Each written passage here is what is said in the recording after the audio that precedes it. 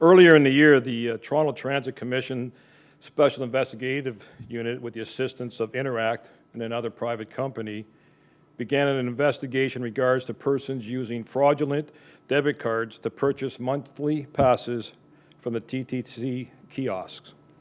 As a result of their investigation, they were able to identify video images of several persons involved, and in addition, they were able to develop a pattern of the criminal activity. The Toronto Police Service was notified, and on Monday, September 24th, Project Rocket was commenced. In a few short days, the alleged suspects were identified and arrested. In addition, a criminal code search warrant was executed at a private residence in the West End, and a manufacturing lab was located, as you can see before the items before you. This was a significant arrest.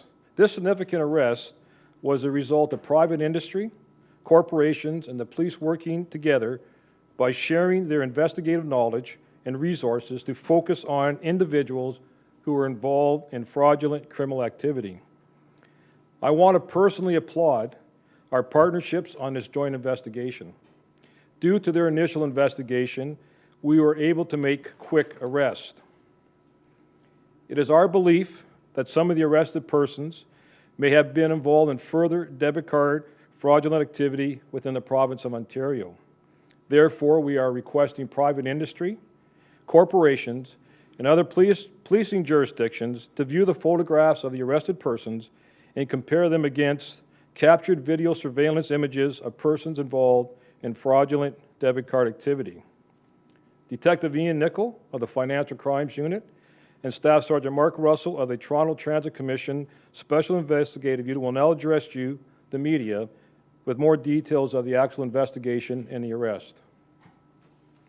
Good morning. Excuse me. So I'm Staff Sergeant Mark Russell of the TTC's Investigative Services Unit. And early this year, we became aware of large numbers of fraudulent debit transactions taking place at our pass vending machines within the TTC. And these machines are used to dispense monthly and weekly Metropasses. In the spring, we teamed up with Interact and our service provider, and they started to provide us information that allowed us to obtain video images of the suspects in a timely fashion so that we could get the video. We started to accumulate images of the suspects and identified trends and patterns in their usage and the routes that they would take when they were using the skim cards. And as Staff Inspector Evans indicated about 2 weeks ago, we developed an operational plan with the Financial Crimes Unit and started conducting surveillance last week,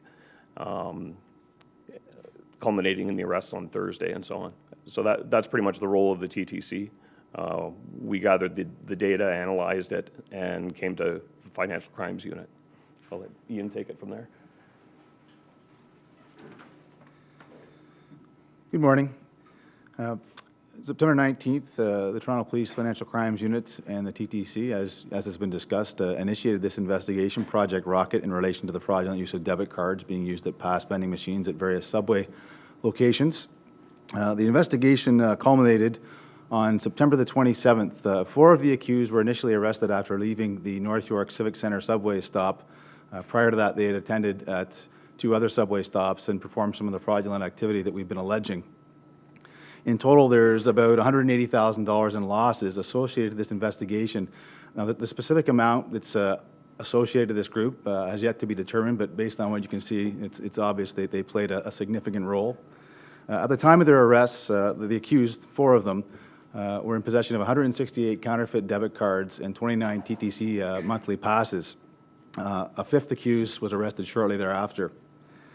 It's clear to the investigators that the accused, Ramasamy, is the ringleader of this group.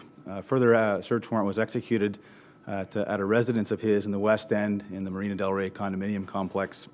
At that location, as you can see, we recovered numerous point-of-sale terminals, which have been, most of them have been ripped apart. They're essentially used as a parts Christmas tree to build point-of-sale terminals, the altered ones that are capable of capturing credit card data and personal identification numbers. We believe these universal serial bus pens and the computers are going to contain further credit card data. That's going to have to be analyzed by us in conjunction with the financial institutions just to determine how much data, in fact, he possesses or they possessed as a group, and certainly what the losses are attributable to that data. And that's going to take some examination and some analysis before we can figure out those numbers. I suspect we're probably going to recover a fair amount of credit card data.